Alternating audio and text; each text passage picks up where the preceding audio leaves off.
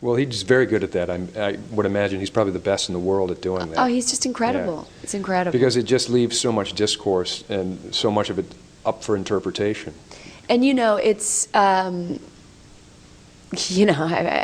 simplistic as thinking about parenting as as something you, in theory, could learn, just like art. It's intangible to imagine getting good at it or having, being schooled in something, but we have this new way of giving room to respect a child. And so the new world of parenting would say, if you have a child who's not listening and you want to say, you're not listening, why aren't you listening to me? You have to listen. You're not a good listener. And here are the consequences. You're getting in trouble.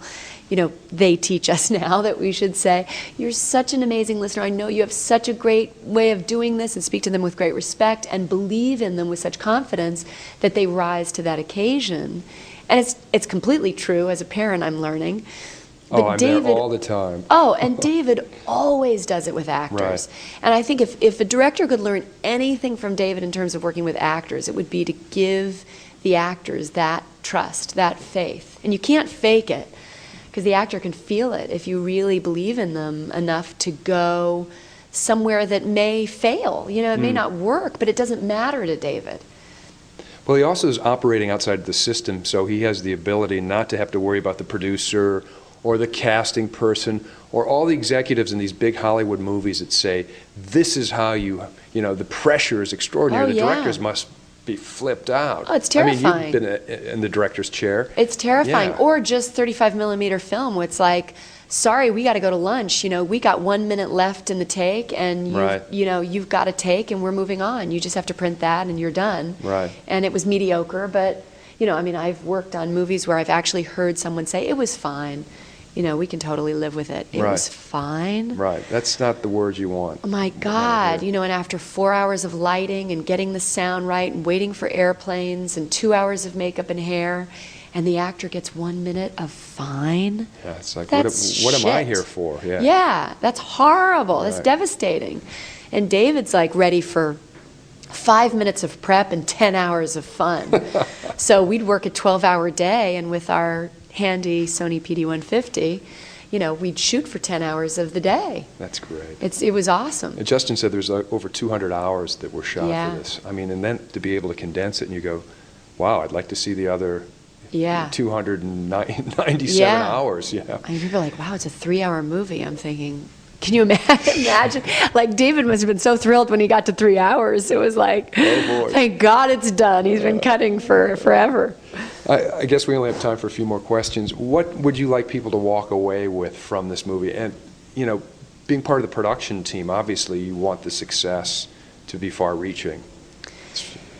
First, just speaking about David, as I mentioned before, David, from my experience, is one of our few American filmmaker nonconformists. And, I feel a calling to support him no matter what I think of the movie. I don't think it matters. I think the mere fact that he has done it, and he's done it this way, and he's done it, on every level, he's trying to pioneer the process, whether it's film transfer or the camera choice, the way he shot, the way he used a crew, self-distribution, utilizing the internet, supporting digital film, all self-promotion, like everything. He's just such a radical pioneer, and I'm just so thrilled he exists. It's such a great reminder for everybody who wants art to be that. So I'm thrilled for that, and at the same time, using David's words, he wants the movie to be an experience. David is not an elitist who's sitting back with the answer of what this film is really about and wants to see if you're smart enough to figure it out. Your experience of this movie is as important to David, and your intuiting your way through this movie is as important as my own experience and how I intuit my way through the movie, and we may have two very different ideas of what the movie's about. That thrills him. He loves that. Well, that's art in the highest order. In the highest. And he was a painter first. Right, I was going to say. So it comes from that kind of thinking.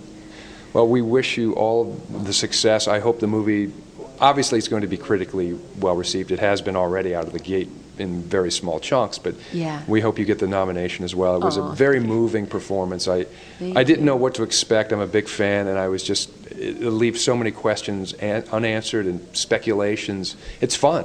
It It's really is fun. fun, At the end of right? the day, I think we have to not lose sight of that. Movies Yeah. are supposed to be fun and entertaining and create conversation and discourse, and it does Yeah. all of those things, and fantastic performances as well. Oh, well, thank you so much. I know I saw friends the other night at dinner, and they said we were so thrilled to actually go out to dinner after a movie and keep talking about it. Right, It felt like exactly. it'd been years, so that's really cool. Good deal. Thanks, Laura. Thank you so much. We'll see you soon on the Culture Catch.